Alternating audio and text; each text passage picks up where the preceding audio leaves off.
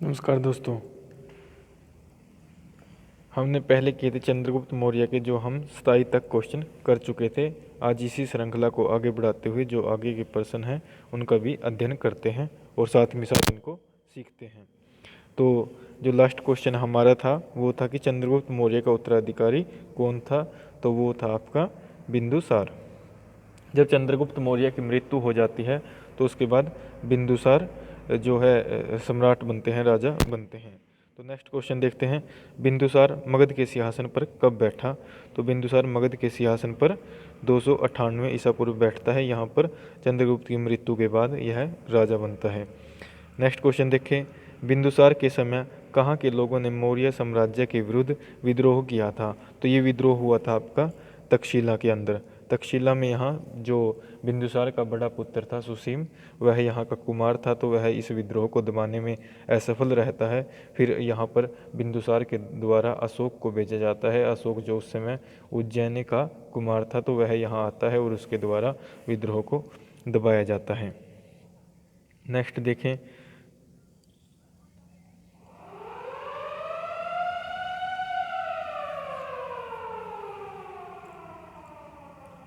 बिंदुसार ने तक्षशिला के विद्रोह का दमन के लिए किसे भेजा था। तो भेजा अशोक को यहाँ पर भेजा था विद्रोह के दमन के लिए। ऑप्शन हमारा गया बिल्कुल सत्य है।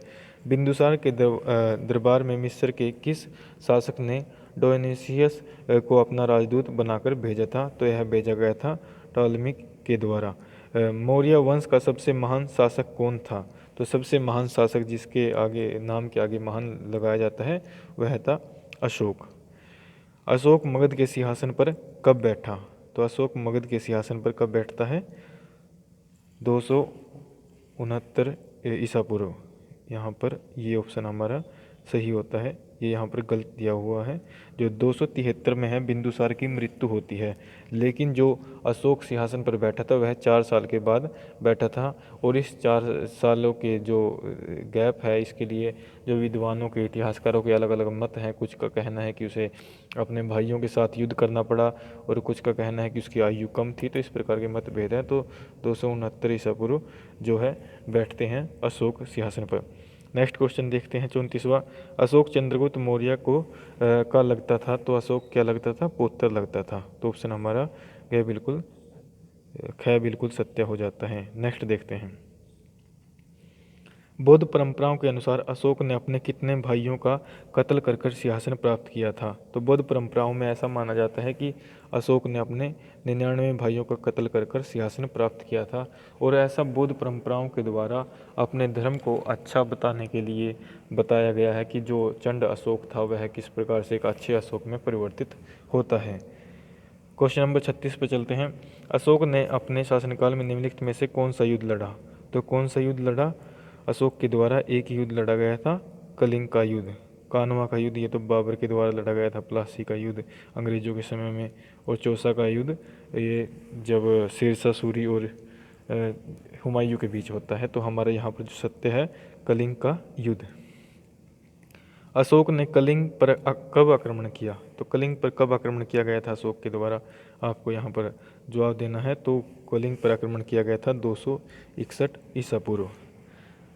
नेक्स्ट देखते हैं क्वेश्चन, कलिंग का युद्ध हुआ था तो कब हुआ था, वही यहीं पे आंसर सही है, 261 ईसा पूर्व। और कलिंग के युद्ध के संबंध में निम्नलिखित में से कौन सा तथ्य गलत है। तो आपने यहाँ पर जो ऑप्शन आपकी स्क्रीन पर दिखाए गए हैं, तो इनमें से आपको देखना है कि कौन सा तथ्य गलत है। तो हम यहाँ पर देखते हैं, पहला ऑप्शन जो क्या है, अशोक ने कलिंग का युद्ध 261 ईसा पूर्व लड़ा था, बिल्कुल सही है ये तो। और इस युद्ध में 1 लाख सैनिक मारे गए थे, ये भी सही है।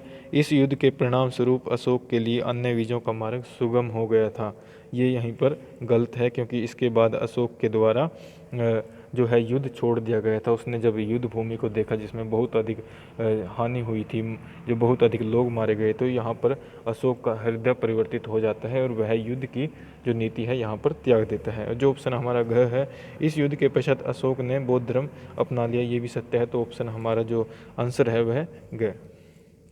नेक्स्ट देखते हैं, कलिंग के युद्ध का क्या महत्वपूर्ण परिणाम निकला। तो कलिंग के युद्ध का क्या महत्वपूर्ण परिणाम निकलता है, यहाँ पर दिए गए हैं। अशोक ने युद्ध को सदैव के लिए त्याग दिया, बिल्कुल सत्य है।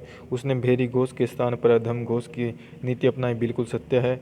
अशोक ने अपना जीवन लोक भलाई में लगाया, यह भी सत्य है। तो उपरोक्त सभी हमारा सही हो जाता है। नेक्स्ट 41 देखते हैं। मौर्य शासनकाल में राज्य का प्रधान कोषाध्यक्ष क्या कहलाता था, तो यह कहलाता था संधिदाता। तो ये हमारा सत्य हो जाता है। क्वेश्चन नंबर 42 पर चलते हैं। तो इस प्रकार आप जल्दी जल्दी से इनको देखते रहिए और आपके काम आएंगे आने वाली परीक्षाओं में। अशोक के समय मौर्य साम्राज्य कितने प्रांतों में विभाजित था। अशोक के समय पूछा गया, आपको इस बात पर ध्यान देना है कि अशोक के समय पूछा गया। जो अगर बिंदुसार या चंद्रगुप्त के समय में बात करें तो 4 प्रांत थे। अशोक ने एक प्रांत को जीता था 261 ईसा पूर्व, वो था कलिंग। तो 5 प्रांत उस समय हो जाते हैं। अशोक द्वारा मौर्य साम्राज्य में जो प्रांत शामिल किया गया उसका क्या नाम था, तो वो था कलिंग, जिसकी राजधानी उसके द्वारा तोसाली को बनाया जाता है। अशोक ने किसे कलिंग की राजधानी घोषित किया था, तो किसे घोषित किया था, तोशाली को। तो ऑप्शन हमारा यहाँ पर क्या बिल्कुल सत्य है।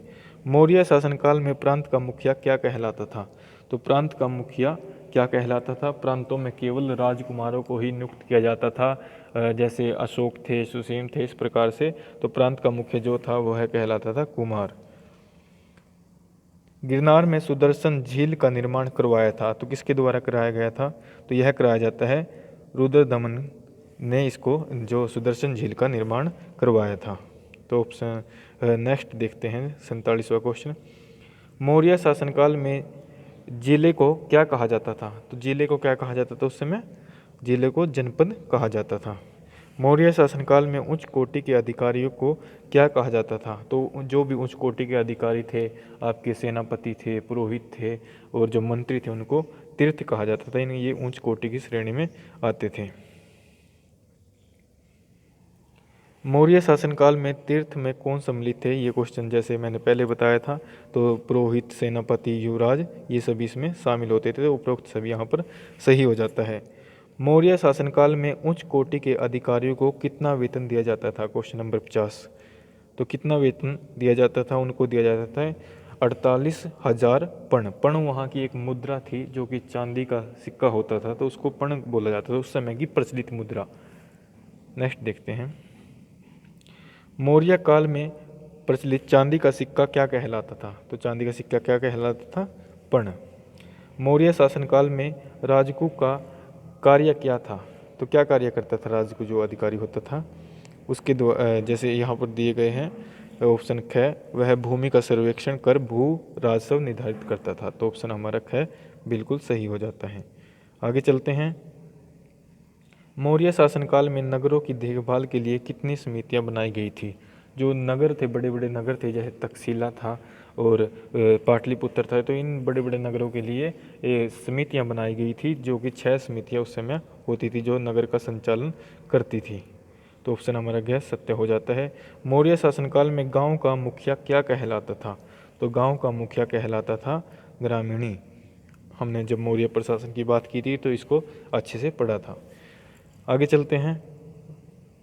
Question number 55। मौर्य शासनकाल में किसानों से ली जाने वाली भू राजस्व की दर क्या थी, तो उस समय भू राजस्व 1/6 या 1/4 तक लिया जाता था। तो ये हमारा सही है। क्या मौर्य शासनकाल में किसानों को सिंचाई कर वसूल किया जाता था, हाँ, तो ये बिल्कुल सत्य है, तो किया जाता था। नेक्स्ट देखते हैं। मौर्य शासनकाल के न्यायिक शासन प्रबंध के बारे में निम्नलिखित में से कौन सा तथ्य गलत है। मौर्य शासनकाल बहुत न्यायप्रिय था, ये तो बिल्कुल सत्य बात है, हमें असत्य को यहाँ पर देखना है, तो ये सत्य है। मौर्य शासकों का निर्णय अंतिम माना जाता था, हाँ, राजा ही जो था न्याय का मुख्य स्रोत था, उसके द्वारा जो भी निर्णय दिया जाता था तो वह अंतिम माना जाता था। शासनकाल में अपराध की घटना आम थी, ये गलत है, क्योंकि यहाँ पर कठोर दंड की व्यवस्था मौर्य शासकों के द्वारा की गई थी, जिसके कारण वहाँ पर जो चोरी की, अपराधों की घटना बहुत कम होती थी। तो ऑप्शन हमारा यह सही हो जाता है। नेक्स्ट भी देख लेते हैं साथ ही साथ क्वेश्चन जो ऑप्शन इसका चौथा ऑप्शन है। मौर्य शासनकाल में अपराधियों को कड़े दंड दिए जाते थे, यह बिल्कुल सत्य है, कठोर दंड उस समय दिया जाता था। आगे चलते हैं। मौर्य शासनकाल में उन गुप्तचरों को क्या कहा जाता था जो एक स्थान से दूसरे स्थान घूमते थे। दो प्रकार के उस समय गुप्तचर थे। एक जो जो जिनको नियुक्त किया जाता था, जो राजा दरबार की तरफ से होते थे उन्हें, और एक स्थान पर रहते थे उनको संस्था कहा जाता था। और जो गुप्तचर थे एक स्थान से दूसरे स्थान घूमते थे उनको संचार कहा जाता था। मौर्य शासनकाल में सैनिकों की कुल संख्या कितनी थी? तो यह 6.5 लाख के करीब उस समय संख्या थी। तो ऑप्शन हमारा क्या है? बिल्कुल सत्य है। मौर्य शासनकाल में सैनिकों की देखभाल के लिए कुल कितनी समितियां बनाई गई थी? तो इन समितियों की संख्या भी यहाँ पर 6 थी। आगे देखते हैं।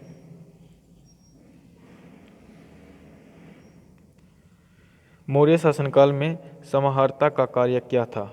तो क्या कार्य था? आपको कमेंट करके इसका जवाब देना है। इसके जो 40 क्वेश्चन हैं वो बच चुके हैं, उसको हम नेक्स्ट वीडियो में कल इनको कंप्लीट करेंगे। तो जो आज ये 61वां क्वेश्चन है इसका जवाब आप कमेंट कर देंगे और सभी अच्छे से इनको पढ़ेंगे और याद करेंगे, जिससे कि आप में काम आ सके। और जो नेक्स्ट इसकी वीडियो आएगी उसको भी सभी ने देखना है। सभी का धन्यवाद।